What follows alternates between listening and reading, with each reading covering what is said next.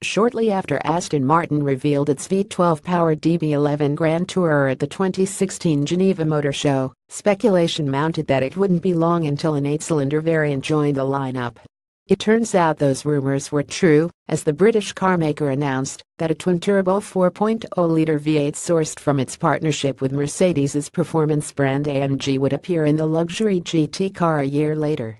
The same motor can be found in a variety of ambitious sports cars, including the GT Coupe and the E63 Super Saloon.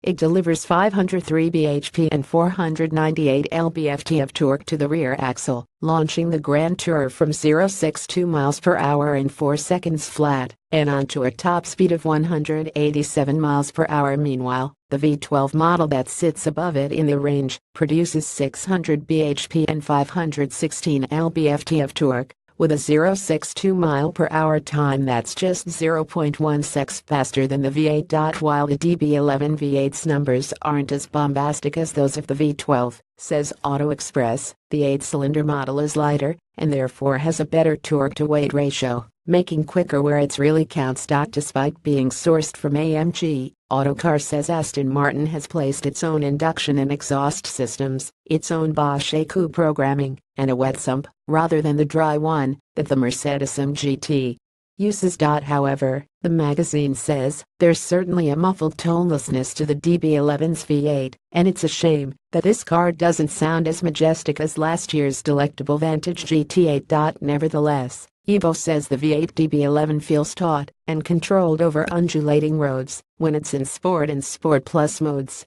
Move the dial into comfort, and the Grand Tourer rides for the most part with impressive suppleness. When it's out on the open road, the magazine says there's virtually nothing to separate this model from the V12. It's available to order now for £144,900, reports Autocar, making it around £13,000 cheaper than the V12 engine DB11.